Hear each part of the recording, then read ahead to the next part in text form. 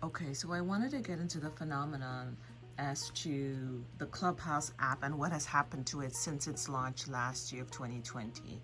So in the beginning, it was one of the most happening social networking apps, and everybody wanted to get in on it. And basically around that time also COVID had started, people were indoors, so hey, there was nowhere else to go. It was far more personal also than Twitter and Facebook. Basically, it sort of emerged as a way for folks to stay connected in a more personal way, and it felt more private than seeing someone face to face. Now, it's still a fairly exclusive app. It was limited to iPhone for over a year after its launch, and with the Android app only rolling out in May 2021, so only last month, it is still can only be accessed with an invite. So basically anyone can download the app and begin the sign up process, but you still need to be invited in order to get in. Now, existing Clubhouse users can easily invite new members that want to join, and even so, the notion of being part of an app is that not every, part of something that not everyone can use is kind of helps it more like unique and exciting. However, there has been many apps since that has tried to copy its formula, like for example, since it came out, Twitter, Facebook, Reddit, LinkedIn, Spotify, they all kind of revealed their little Clubhouse-like features, and basically it's kind of more competition for the app in that, they're trying to see, it's kind of hard to see whether it'll stick around for the long haul, given that the thing with social media, things, blow up really quickly and then just go away like nothing ever happened. Now, what I noticed that was very interesting, and, some people had touched on it, but it's the situation with the things that are being discussed on there.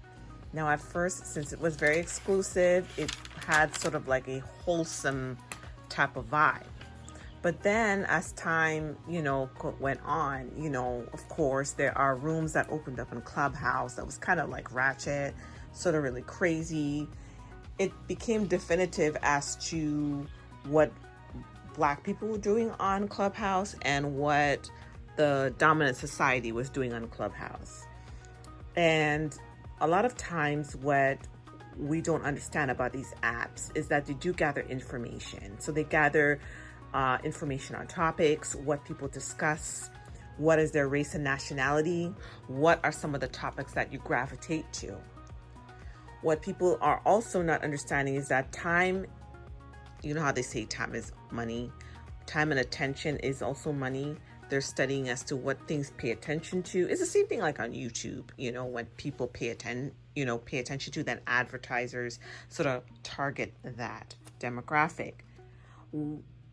They understand that time and attention is money, and it is studied in a way that if they do choose to monetize anything, that is how they're going to be able to fine tune their marketing for whatever products they have out there. It is so important to understand where you spend that time.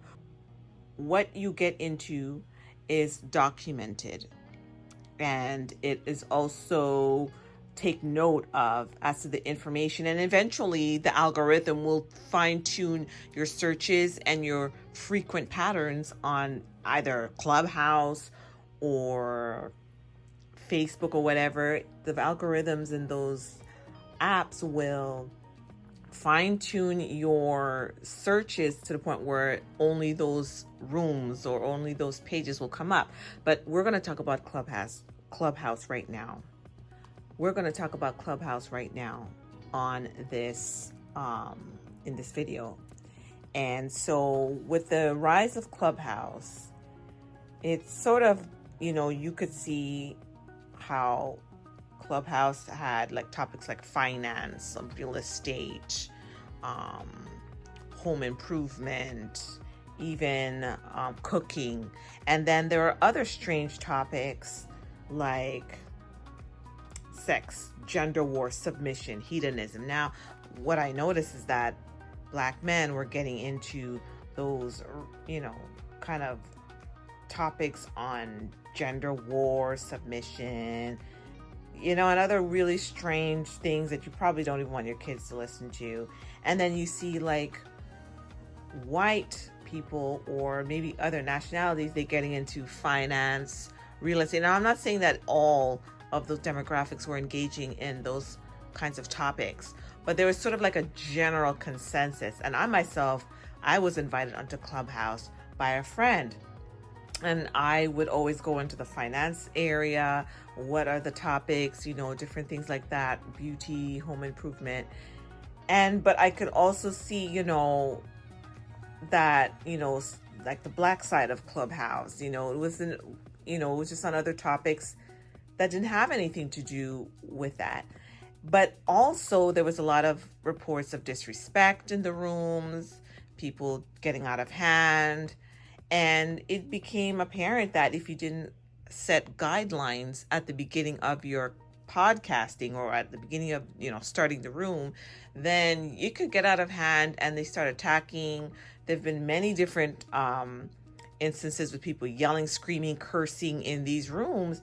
And it just sort of like got really toxic. They would get into fights, like people, just people being people, get into fights in these rooms, accusing racism, this, that, this, all these different variances and grievances.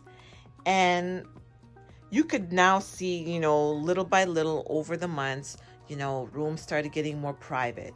Rooms started becoming more invite only, Clubhouse becoming more redlined. And that is sort of in response to the undisciplined behavior of certain people and certain demographics. And when they see these things, I'm just talking about those that create these apps and those that study the behaviors of those that participate in something like Clubhouse, they will then, sort of gear certain information to certain demographics and keep other demographics out of, important information or whatever it is that they should know. So basically, you have to really be careful as to how you handle social media. And there is an opportunity. Social media provides an opportunity that one can be able to share ideas and edify the other and help and teach the other. But when they run amok and basically ruin the app by behaving terribly, behaving without any manners, any class, you change things. And other people watch, and they also make up their assumptions about you, about your race, based on how you behave in these apps. To my understanding, when I joined, I had to put my name on there. You put your name, and, your photo, because that is how the app ran. Okay, they were not really, because you have to be invited only. So they're constantly, there are many different people and companies constantly developing different things to sort of create a space that people can benefit and kind of weed out people that don't want to behave. I would avoid controversial political topics, controversial religious topics, things like gender war, talking about discrimination, all those things that get toxic. You have to understand that social media and Clubhouse is just one of those apps, just like WhatsApp, just like Telegraph, just like Facebook, YouTube. They are not a place to work out traumas and bitterness. I repeat, social media and such as Clubhouse and all these other apps like Facebook, Instagram, and all of that is not the place to work out traumas and bitterness and grievances. Go to therapy, because one of these days, the information that you really need, you're not going to be able to be a part of it. And I saw how Clubhouse changed.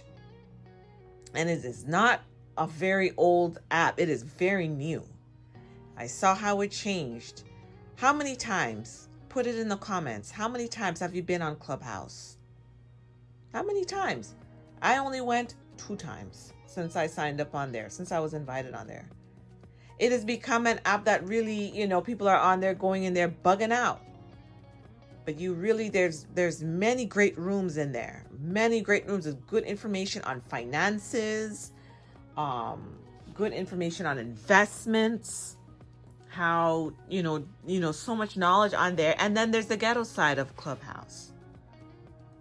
But when you lose the quality because of the type of people on there, then they're going to change up start making things private, start really making it difficult to get through certain topics.